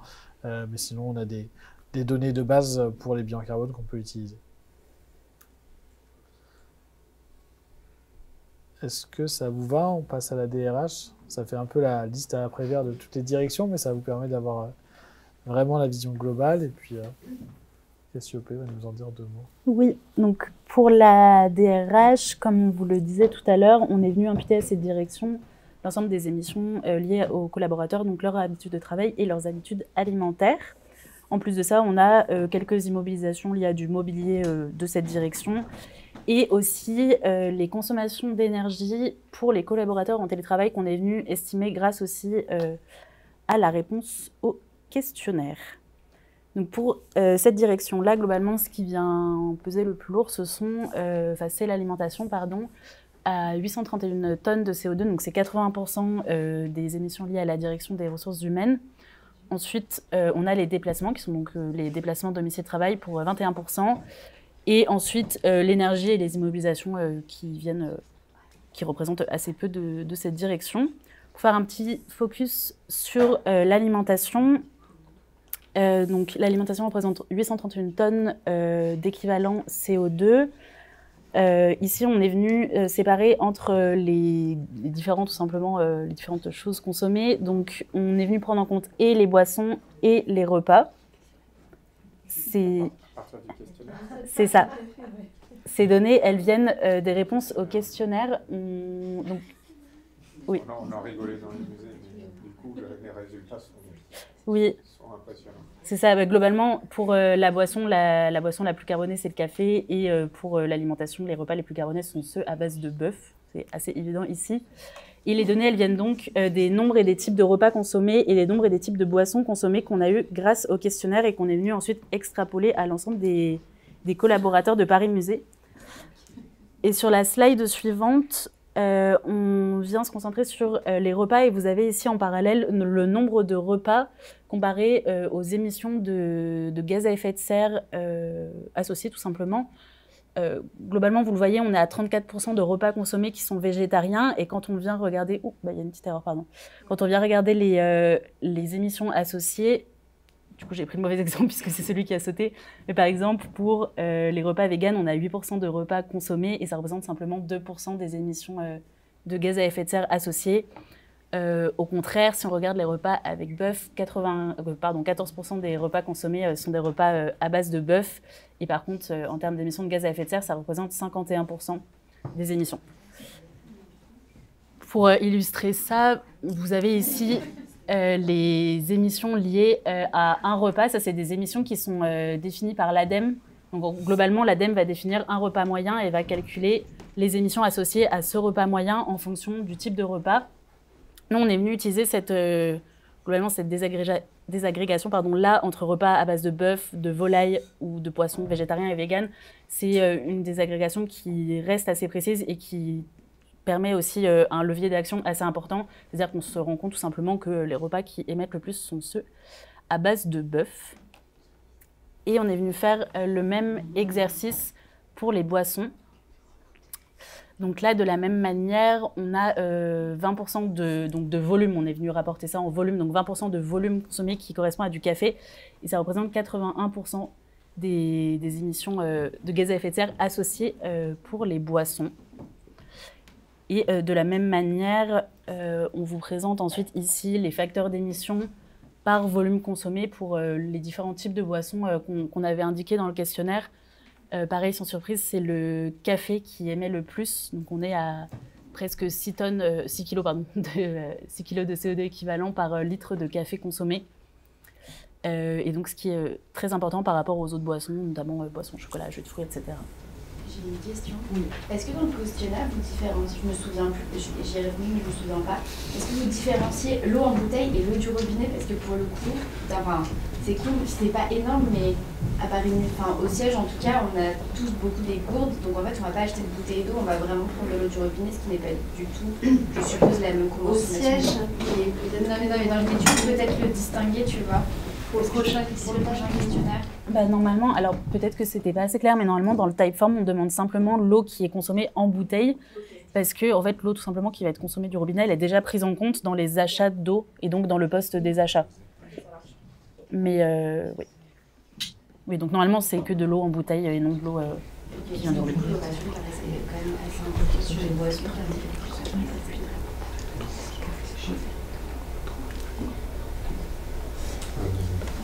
les agents ont pas mal de bouteilles d'eau. Je le du bois. Ça va avoir à refaire La direction administrative et financière. Il n'en reste que 4. Je vous rassure. C'est bientôt la fin. Donc, pour cette direction, on a déjà parlé aussi, mais majoritairement, ce qui va ressortir, c'est les achats de biens et de services, avec les prestations de nettoyage et les frais bancaires et d'assurance. On a aussi les immobilisations avec le mobilier et l'électroménager, qui va être imputé à cette direction-là. On a ensuite les déplacements professionnels, attribués à cette direction, les consommations de carburant de la flotte de véhicules, et on a ensuite également les déchets, donc les déchets divers, le numérique avec l'achat de logiciels et du matériel informatique, et le frais de transport de fonds principalement. Si on rentre dans le détail, donc on voit que c'est les achats de biens et services qui sont majoritaires avec 69% des émissions liées à cette direction-là, donc sur ces 753 tonnes de CO2 émises par cette direction. On a ensuite les émissions, les déplacements, le numérique et les déchets et le fret, mais on voit que proportionnellement, c'est quand même des achats qui sont plus importants. Et si on rentre dans le détail justement des achats, donc c'est 69% des émissions. On a une grande majorité de prestations de services, donc ça va être surtout achat de fournitures et aussi équipements. On a aussi les cartes Paris Musée, donc de l'impression, les billets, tout ce qui est billets thermiques, tout ce qui est aussi prestations de nettoyage qu'on va retrouver là-dedans. Et puis on a aussi donc l'électroménager qui n'est pas immobilisé et les autres achats ensuite, voilà. Et si on rentre dans l'immobilisation, là, on a du mobilier et pas mal d'électroménager aussi, donc tout ce qui est aspirateur, climatiseur, réfrigérateur, enfin, tout ce que vous pouvez trouver dans les musées. Voilà. Ensuite, on a donc les déplacements. Donc là, comme j'ai dit, c'est des déplacements professionnels qui sont attribués à cette direction-là. Donc c'est seulement 7% et 51 tonnes, ça reste assez anecdotique. Et on a le carburant consommé également pour les ateliers d'Ivry, comme c'est noté juste là. Et la dernière slide de détails sur cette direction, c'est les 43 tonnes qui représentent 6% des émissions de cette direction avec les immobilisations. Et donc là, on va avoir aussi la prestation d'achat la montant d'achat de biens. Donc appareil photo, vidéoprojecteur sur le numérique, tablette et scanner. Et on a aussi les services avec la numérisation d'œuvres et la sonorisation, pour en citer quelques-unes. Voilà pour cette direction. Voilà, je vous propose de passer à la direction des collections et de la recherche. Donc, on a pris en compte dans cette direction des immobilisations de mobilier, d'électroménager, quelques véhicules, les prestations de restauration d'œuvres dans la partie achat de biens et de services, le transport lié aux prêts d'œuvres, à la restauration et aux expos itinérantes, les déplacements professionnels et la numérisation d'œuvres. Le fret, en fait, ça a été... Non, le fret, il n'est pas là. Hein. Le fret, on l'a déjà présenté dans l'autre. Oui, bah là, c'est simplement le prêt d'œuvre. Oui, c'est ça. Il n'y a pas les expos itinérantes. Ouais, c'est ça. Donc, pas les expos itinérantes. Donc, si on regarde dans le détail des émissions, les achats de biens et de services, donc là, vous voyez qu'on est sur des 300 tonnes de CO2, alors qu'on présentait des 2000, des 3000 tonnes, donc on commence à être dans des directions qui sont quand même assez moins impactantes. C'est à garder en tête s'il y a un plan d'action qui se fait à l'échelle de Paris Musée, c'est que le but, c'est quand même d'aller chercher les points les plus impactants au sens large pour essayer de réduire au maximum. Donc, on a les achats de biens et de services qui représentent 90% quasiment des émissions de cette direction à 250 tonnes. Et ensuite viennent les immobilisations, le poste numérique, le fret et puis un tout petit peu de déplacement. Dans les achats de biens et services, les prestations liées à la restauration d'œuvres recouvrent 95% des émissions. On a des montants de 642 000 € pour de la restauration d'œuvres. Et puis le reste, c'est quasiment que de la numérisation pour 82 000 € dépensés. Sur les immobilisations, on a 2 véhicules utilitaires qui sont immobilisés et donc qu'on voit apparaître dans autres biens immobilisés. On a un peu de matériel et de mobilier divers, donc du matériel pour la réserve et du mobilier divers. Tout ça, ça a été comptabilisé à l'exception des véhicules en montant financier. Les véhicules, eux, ont été comptabilisés en poids. On utilise des poids moyens de véhicules puisque c'est bien le poids qui fait l'impact l'impact carbone, puisque le poids est lié à la quantité de matière utilisée. Pour le poste numérique, les 14 tonnes viennent de la numérisation d'œuvres spécifiquement, donc la prestation liée à la numérisation. Et enfin, pour le fret, c'est le fret lié au prêt d'œuvres qui est quasiment exclusivement lié à du transport routier. Et là, on arrive dans les dernières émissions. Qu'est-ce que tu veux prendre la main? Yes. Donc, pour cette direction, la direction des relations internationales, ça va aller assez vite, puisque globalement, on est à 9 tonnes de CO2 équivalent émis sur cette direction-là, et simplement dû à des déplacements. Et ces déplacements sont simplement des déplacements professionnels réalisés en 2022. Et pour ces déplacements-là, on a eu, en termes de données, on a eu le trajet réalisé, ce qui nous a permis d'estimer la distance, avec le mode de transport utilisé, ce qui nous permet, nous, d'associer un facteur d'émission. Voilà. Et pour terminer, le bureau de prévention des risques. Donc là encore, ça va aller vite. On est à 3 tonnes de CO2. Donc, la direction qui a le moins d'émissions. Et donc 100% des émissions, elles sont représentées dans les immobilisations avec de l'achat de mobilier et de l'achat d'électroménager. Voilà. Et voilà. On a fini. C'était peut-être un peu long sur la fin. Mais voilà les résultats. Est-ce que vous avez des commentaires, des remarques, des questions? On voit à peu près dans chaque direction les variables sur lesquelles on peut travailler. Moi j'ai un doute, une question sur les déchets. On parlait tout à l'heure qu'il y avait trop de possibilités de faire des choses. Oh, oui. Ah si, il y en a plein, bah, oui. Mais en fait à l'heure actuelle, alors pardon, je suis d'eau. Et que nous marcher, c'est quand même la chose la plus importante. C'est pas ça, c'est en fait moi le BGS, ça a été l'occasion en fait de réaliser que la question des déchets n'était absolument pas centralisée à Paris Musée. En fait, chaque site gère ses déchets, chaque activité gère ses déchets, mais on n'a aucune idée de notre volume global annuel de déchets. On ne sait pas non plus quelle typologie de déchets, on ne va pas dire par pourcentage. Et puis il y a un problème un peu plus de fond à mon sens qui est, mais c'est pas grave, c'est qu'on n'a pas du tout ce sentiment de responsabilité sur nos déchets. Or, l'établissement est responsable de ces déchets jusqu'à leur fin de vie. Et à l'heure actuelle, il y a les déchets pas, le problème est parti.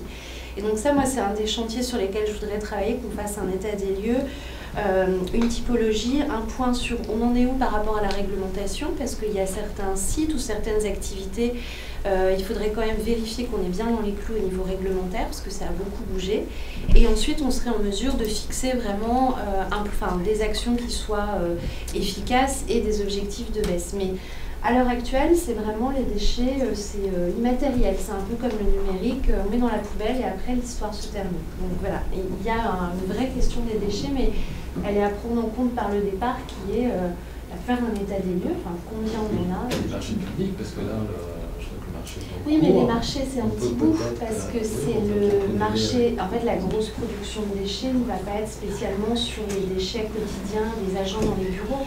Il y a après tous les déchets des concessionnaires qu'il faut qu'on prenne en compte, et sur les boutiques, il y avait les déchets dans le cadre de rénovation, dans les travaux d'exposition aussi. Voilà, tout ça, les déchets électroniques. Voilà, et donc ça nous aidera ensuite à mieux gérer finalement la fin de vie aussi de tous ces déchets.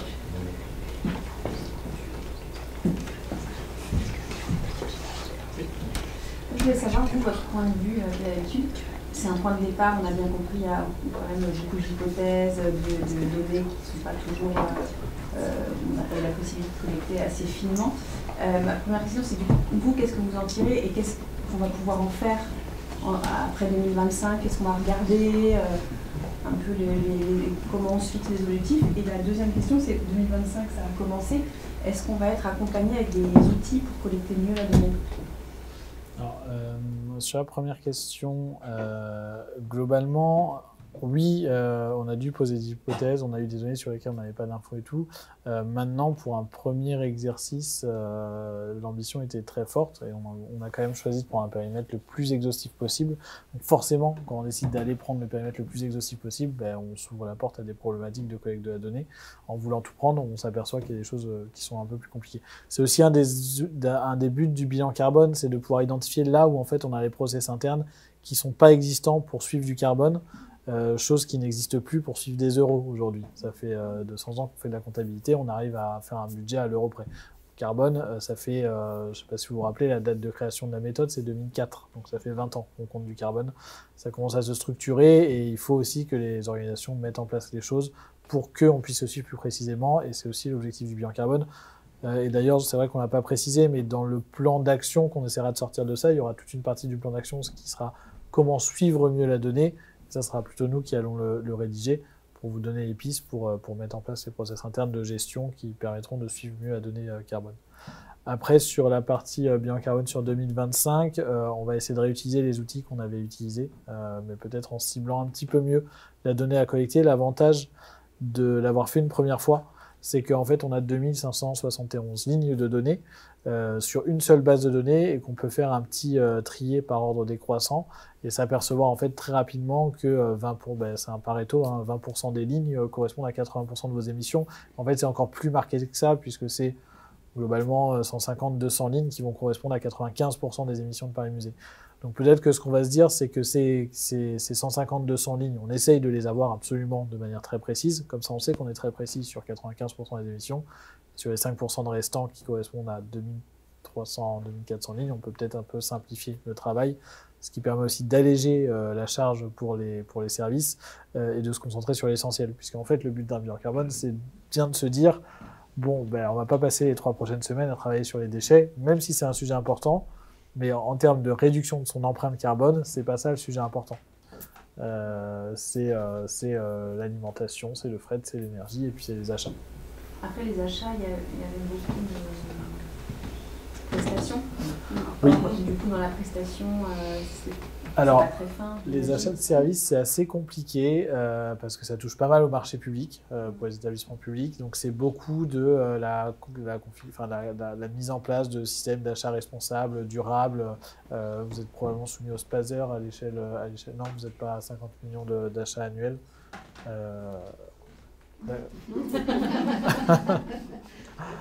D'accord. Bref, ça rentre là-dedans. Plutôt comment structurer ses achats pour essayer de limiter son empreinte carbone, et ça passe aussi par mieux connaître l'empreinte carbone de ses prestataires de services. Effectivement, on passe par des grands ratios. Maintenant, on peut aussi fouiller un petit peu et s'apercevoir, et c'était le cas pour une structure qu'on a accompagnée sur un plan d'action il y a 2 semaines, on s'apercevait en fait que sur les achats, il y avait 2 marchés, donc 2 interlocuteurs qui faisaient 70% du bilan carbone. Et donc en fait, on s'est dit plutôt que ces 70%-là, on les traite en ratio monétaire, on va aller interroger nos fournisseurs parce qu'en fait, on a un vis-à-vis à chaque fois pour 30%, pour essayer de voir ce qu'il y a derrière son marché et pouvoir le compter plus finement et voir comment avec lui, on peut l'améliorer. Donc ça va passer effectivement par la mise en place de clauses d'achat responsable, par la formation des acheteurs à mieux connaître en fait qu'est-ce qui a un impact et qu'est-ce qui en a moins, et par l'engagement des fournisseurs, notamment sur les très gros marchés, pour essayer de mieux connaître l'empreinte et de réduire l'empreinte de leur côté. C'est plus compliqué, on est d'accord sur les marchés. Sur l'énergie, les leviers d'action, on les connaît. En gros, réduire les consommations et substituer. Mais je crois qu'on ne vous apprend pas grand-chose. Peut-être une chose, on peut dire les objectifs qu'on vise aussi de baisse Oui. Oui. Globalement, en ordre de grandeur, donc l'objectif final, c'est une neutralité carbone à 2050. Pour atteindre cet ordre de grandeur, on est environ à 5% de réduction d'émissions par an. La stratégie nationale bas carbone de tête, c'est 4,7%. Et donc, on vise plutôt 5%, entre 4 et 5% de réduction tous les ans. Oui, juste cette base-là, elle a bougé parce qu'il y a des choses qui vont s'affiner. Du coup, il y a des données qu'on n'avait pas qui ont fait remonter. Oui, alors, l'objectif, c'est de se décarboner. C'est ça qu'il faut dire. L'objectif, c'est de réduire... C'est un ordre de grandeur, c'est ce qu'on va essayer de viser. Mais effectivement, aujourd'hui, la réglementation, elle vous impose quoi? Elle vous impose de faire un bilan carbone, c'est fait.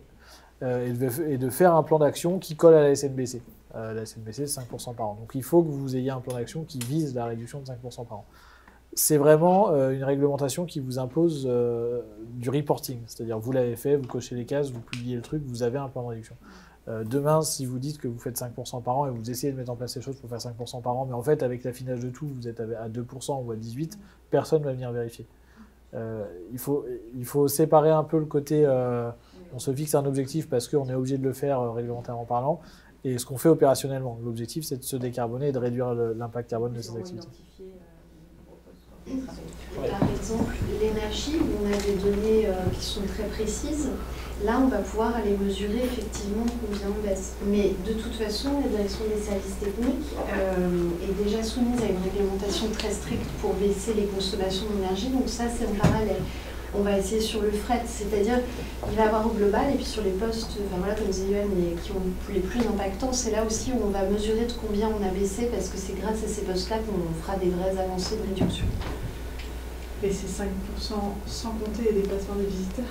Ouais, alors... Parce qu'on a 7% d'augmentation de visiteurs entre 2022 et 2023. Oui, on va plutôt vous proposer de travailler sur les 11 000 tonnes que sur les 188 000, et on va peut-être essayer d'ouvrir un peu la réflexion et le débat sur la partie déplacement des visiteurs. Cet après-midi, on a un atelier sur ça, mais peut-être que justement c'est l'idée d'ouvrir un peu de sortir du scope bilan carbone réduction des émissions et de savoir comment on fait de ça une opportunité justement pour s'inscrire dans la décarbonation de la société au sens large. Ça a quand même un sacré impact. Hein. Quand on fait plus 20%, ça fait 200-250 000 personnes de plus en termes de consommation énergétique. C'est vraiment quand on fait ça comme ça, on va consommer plus parce qu'on va la réchauffer. En eau usée, on va en plus en consommer, etc. Donc il y a aussi, ça va être compliqué comme pénétration à mettre en place. Si on continue à avoir une augmentation du nombre de visiteurs, ça ne va pas être facile. Oui, après il y a quand même une décorrélation entre, en gros, tout ce qui est conso d'énergie, eau usée, tout ça, c'est assez proportionnel au nombre de visiteurs. Plus on en a, plus ça augmente, mais de manière proportionnelle. Alors que la décarbonation des activités liées à l'énergie, c'est plutôt c'est très très fort en fait. On peut réduire de manière exponentielle jusqu'à un stade où on va être tout électrique et on aura réduit en termes de sobriété au maximum. On ne pourra plus réduire plus que ça. Mais voilà. De toute façon, il faut inscrire ce plan de décarbonation dans la mission première des musées de Paris-Musée. Il ne faut pas se dire on réduit les émissions au détriment de notre mission première. Donc notre mission première, elle est quand même de diffuser un peu le savoir, la culture, tout ça. Ceci étant dit, qu'est-ce qu'on fait maintenant pour essayer de réduire son impact et de faire réduire l'impact d'autres? Il y a cette notion, je ne sais plus qui l'avait avancé, mais pour parler de Greta Thunberg, que vous connaissez peut-être, d'ombre climatique. Le fait de se dire, on a une empreinte carbone, un impact sur le climat, mais par ailleurs, on a un impact sur d'autres personnes. Et en fait, tout l'un dans l'autre, on a une ombre climatique. Alors aujourd'hui, c'est pas forcément très normalisé, mais qui fait que peut-être qu'une personne qui va prendre l'avion pour aller à New York pour parler à 2000 personnes en conférence et qui va faire changer de comportement 10 personnes sur ces 2000, peut-être qu'il faut qu'il prenne l'avion finalement. Et donc voilà, il y a peut-être cette notion-là à avoir en tête de global. Quel est votre impact sur ce sujet-là au sens large? Voilà. Le mot de la fin, Clémence, peut-être. Merci. Le mot de la fin. Merci encore. Oui, ou Martin. Non, mais effectivement, on va revenir vers vous pour la collecte des données et c'est vraiment un des objectifs que ce soit de vous simplifier les choses. Et donc, on va essayer d'aller vers le plus efficace aussi, voilà, comme disait l'équipe, les plus impactants. Voilà, donc je pense que courant avril, on va vous préparer une communication dessus et puis on se reverra chacun les uns les autres. Est-ce qu'il est sur le serveur, par exemple, le PowerPoint? On va le mettre, on a 2-3 petites corrections à faire et oui, je pense même le mettre à discuter, à faire valider sur l'intranet comme la restitution. L'idée, c'est de faire un flash info, de communiquer dessus et de le diffuser pour que tous les agents puissent le voir. Et donc, certains d'entre vous, on a des ateliers cet après-midi. Je ne sais pas quelle heure il est du tout. Donc, est-ce que 14h, ça vous va? Ça laisse le temps d'aller déjeuner. On se retrouve à 14h ici.